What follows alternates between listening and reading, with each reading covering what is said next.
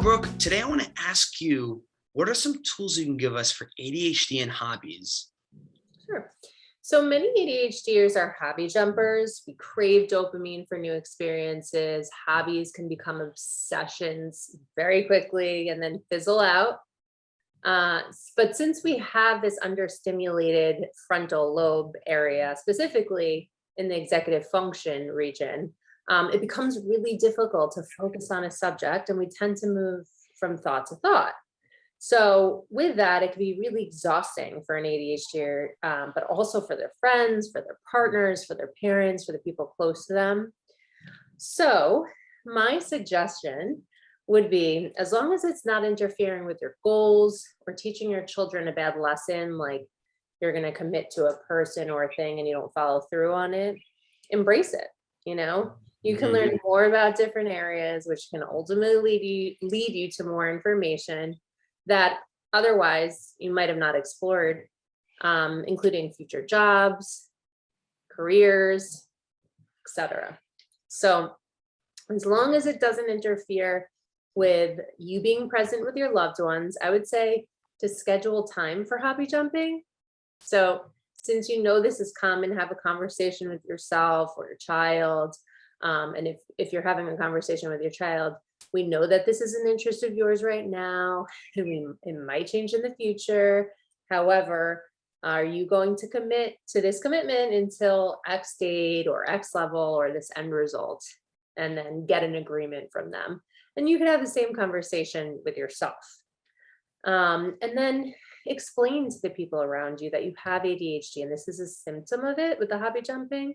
So you might get excited about something and lose interest rather quickly. However, you appreciate their support along the way. Mhm.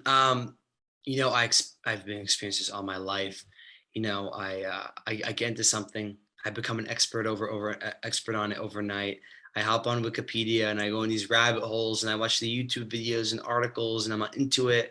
Then maybe I might be hopping on Amazon and buying something regarding it, a book or whatever it is. And next thing you know, I just shove it in the drawer and I hop onto a new hobby. It's not really a lifelong hobby. Like you said, you're a hobby jumper. So, you get into it for a month or two and you kind of lose interest. You kind of burnt out in a way from it. So you think the best way is to embrace it, just go with it and accept that, this is, go ahead. Say that know why, if it's a commitment to other people, like a Mhm. team that you're joining, or you're working with a coach or a club. So where there's commitment, know why you're joining and make a decision ahead of time that you are going to commit, because that's the issue when you join something and then you drop out.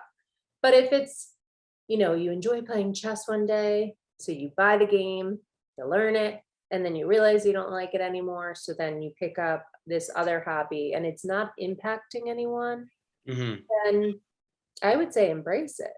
Yes, yes, you're learning more too. I liked what you said about that. You kind of learn a little bit about everything, and you have more to talk about, more to conversate about. I guess Exactly. And speaking of that, you know that quote, a jack of all trades is a master of none, but often better than a master of one. yes, yes. There you go. So, we know a little bit about a lot instead of a lot about a little bit. Okay, I like it. You need some of those in the world, and that's something I think we'll be talking about in our next episode, ADHD and teamwork. But there's another, there's hobby jumpers, but then there's those I want to talk about. It sometimes happens to me as well. I mean, all of us with ADHD or not, you have no time for hobbies whatsoever. Or you can't focus appropriately. You don't know how to prioritize what you're interested in. Sometimes you can't keep up with, cleaning the house or going to work or cooking or taking care of your children, school, paying the bills, and you don't have time or the energy to invest in a hobby. Um, what I would say to that, and I've had such a busy schedule at times. I'm like, I can't do what I like. I can't partake in my hobbies.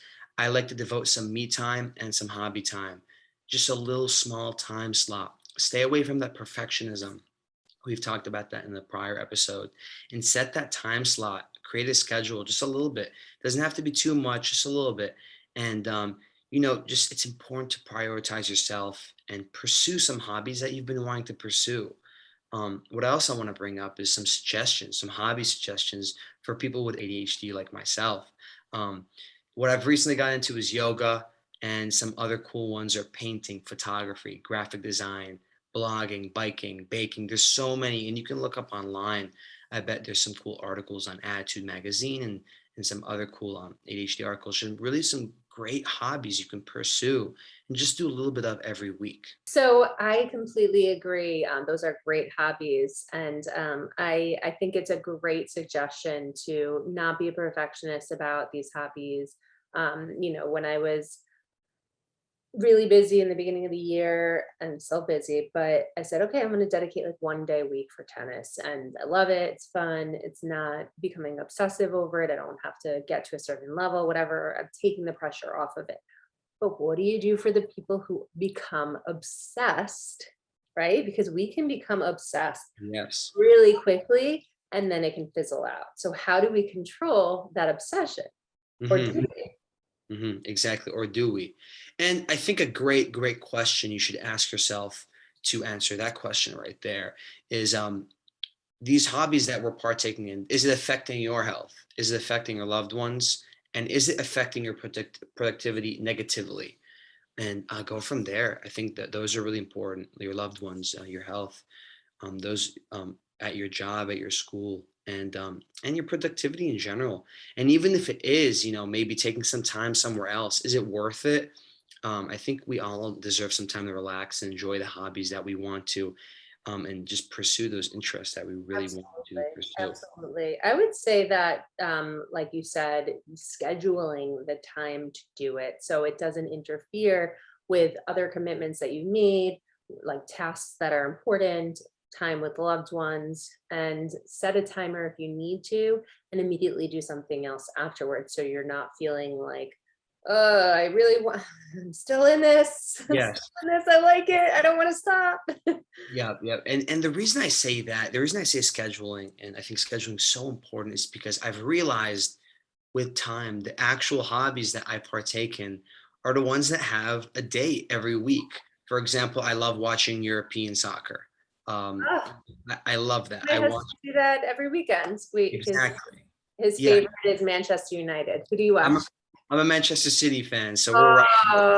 We're Oh, rivals. okay. Okay. It's But okay. yeah, We're not doing that well this year. yeah, you guys aren't. We're on top, so you know. But they have a game tomorrow, Manchester City, and I'm so excited to watch it. There's a schedule. Every season there's a schedule. Yoga. I've been really into yoga recently, and I go in the Yoga Joint app, and they have the dates. There's a schedule for that. I play soccer with my friends. It's Wednesday nights and Sunday mornings. There's a date for that.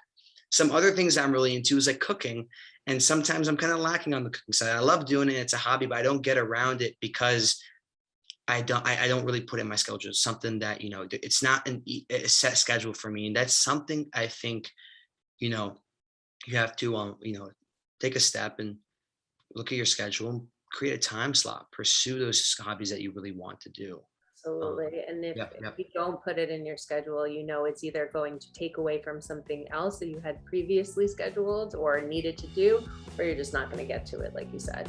100%, 100%.